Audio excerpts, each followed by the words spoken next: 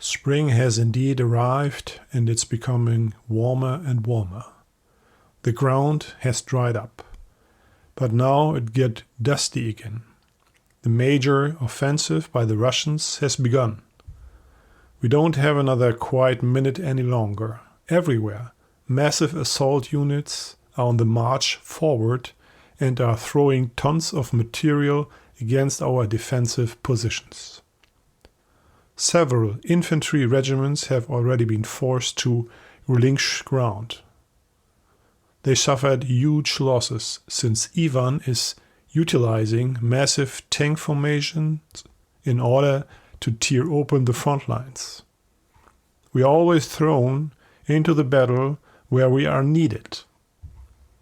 In the past few weeks, the regiment has been almost completely pulled back together to be deployed together again. Not a day goes by that we are not together with the infantry somewhere, destroying enemy tank spearheads or recapturing positions in a counterattack. The Air Force shares a large portion of the successes. In some places, the Russian tanks are stopped solely by the Stuka squadrons.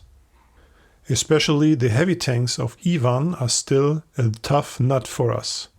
We just can't penetrate them. We can only shoot to disable them from battle. It's a horror for every crew if such a behemoth rolls toward them and shell after shell bounces off. The storm breaks loose. Now the Russians really want a decision. We are being deployed attached to the 3rd Tank Division and are supposed to, as in the opening days of the Russian campaign, tear open the front lines and push the Russians back. It doesn't take long and we encounter enemy soldiers in open terrain. Our tank spearheads roll ahead. We can't be stopped anymore. Individually positioned anti-tank guns have hardly any success since we are moving forward way too fast. Partially, we have the order simply to leave enemy troops aside to our left and right. Therefore, we are able to drive even further into the rear area in order to destroy staff and supply units right away. While fighting, we've already covered several kilometers when we reach a depression where several teams of horses and trucks are located. We fan out and without warning, we push forward right into the enemy units. There is little resistance. But time to take prisoners we don't have either. Everything that's encountered is being shot to pieces. A path of dead bodies and shredded vehicles is the road marker for the following troops. Horses stampede and trample the enemy soldiers to death. They are screaming in panic. Vehicles explode and stores of ammunition blow up with incredible lightning flashes. Men are being tossed back and forth, are dying in the hail of machine gun bullets. Here and there's desperate resistance, but without heavy weapons, it is hardly worth mentioning. Then indeed, artillery fire commences. The Russians are shooting into their own ranks in order to get at us. Those of the enemy units still alive are now being torn to bits and destroyed by their own shells. We've almost crossed through the depression and only receive lumps of dirt and pieces of shrapnel.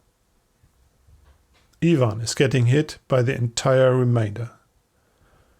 Not one stone is on top of the other any longer. We link up with a small detachment of armored personnel carriers, which had also broken through. In broad formation of about 12 tanks and several reconnaissance vehicles, we move on. It's slowly getting dark. The order comes in that we are to hedgehog. We receive the order to wait for the infantry. Everywhere along the front line, one can see artillery fire and hear airplanes drone through the evening dusk. Guard duty is delegated. The officers meet for a situational briefing. Cold rations are ordered up since we are not supposed to light a fire, in order not to attract the suing machines or slow-flying bombing planes.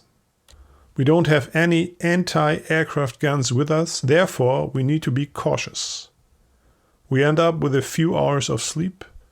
At first shooting light, it goes on further. At dawn, it's supposed to go on to Hill 301, since there is supposedly the best location for an observation post. From there, one can survey the landscape for kilometers and direct the artillery. But the hill is not devoid of the enemy. Already, before we launch the attack, we receive fire. Artillery shells are raining down on us. We can hear the firing of heavy weapons. A Panzer III in front of us blows apart by a direct hit. So, no doubt, there are heavy anti-tank guns on top of the hill. We return fire, but the artillery pieces are camouflaged well. The light armored reconnaissance vehicles turn aside and attempt to circumvent the anti-tank gun fire. Now, one can also spot the puffs of smoke among the brush as the enemy tank guns are firing. Therefore, it's a fire, halt and fire, fire, halt and fire. Already, the first anti-tank gun has been eliminated. Only further, machine gun fire and 20mm bursts from the armored reconnaissance vehicles are flying into the enemy emplacement. One vehicle is hit and it's burning. I can see one man jump out and throw himself into cover. Another one of our tanks is hit and left disabled with a shoot-up track. Now it's our turn and we eliminate the next anti-tank gun. Nevertheless, the shelling won't stop. They must certainly still be hiding somewhere amongst the trees. Over radio, we receive the location. I rotate the turret until I'm able to spot the gun crew. Fire and impact are one. That Russian 76mm cannon is indeed dangerous for our Isolde. We are happy to have made it through this time. Onward we go up the hill. From the front, infantry and machine gun fire is preparing us. Hand grenades are detonating in front and beside us, but we drive on. Behind us follows an armored reconnaissance vehicle in order to stay in the line of fire and not be hit. Suddenly, footsteps can be heard on top of the tank. I yell into the microphone that Ivan is on top of the tank. There's already a bang and the ears are ringing. Inhuman cries of pain penetrate from the outside to us in the fighting compartment. Again, there's thumping against our turret and I fear that's over. Then the Russians are gone and the nightmare is over. We're still alive and able to drive on. Having reached the top of the hill, we destroy everything facing us. The Russians are falling like flies in our concentrated defensive fire. As the battle noise is warning, I take a look out of the tank. I'm getting sick. Shredded corpses. That, what was once Russian soldiers, lies in a mess of bones and guts on top of the tank. The turret is as if dipped in blood. It reeks like hell.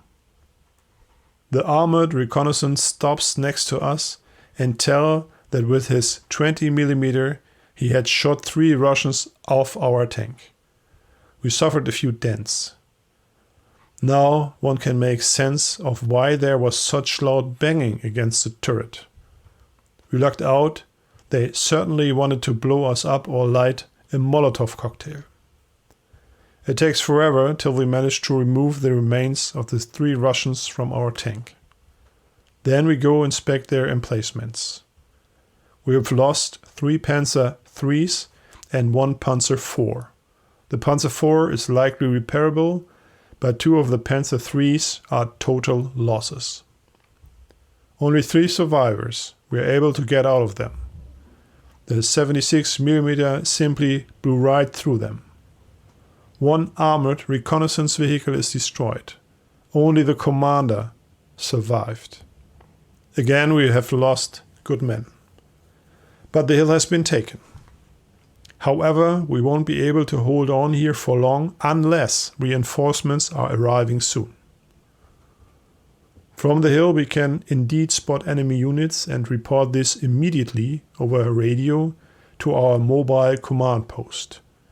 Too far for artillery, but after 20 minutes the first airplanes are circling over our position. In wise anticipation, we've laid out our aerial recognition banners. Shortly thereafter, the Junkers 87s arrive and drop their bombs amongst the Russian columns. We are to reinforce our position and wait for the armored personnel carriers. Toward evening, the infantry soldiers finally arrive and occupy the hill with us. The Russians won't attack again here. We are feeling relatively safe. A bit of sleep that should be manageable. There's also something warm to eat.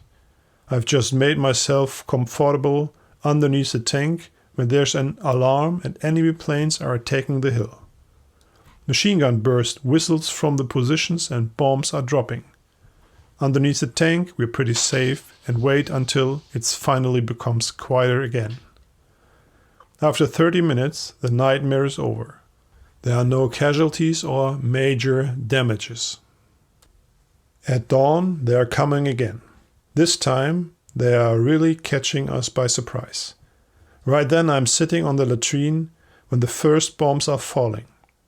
I just managed to pull up the pants and like the devil, I run to make it into some sort of ditch. Like a hare, I hustle through the terrain. Nearby is a shelter. I can already see it and run faster and faster, get to cover quick. Still 20 meters, then 10, and then darkness. Am I now in the shelter, or what happened? Everything is quiet. I can't hear any sound. What on earth happened? Carefully, I open my eyes and glance into a muted light. Where am I? What happened to me? Cautiously, I move the head to the right. Apparently, I'm lying inside a train. A wave of pain pulses through my body. I nearly faint.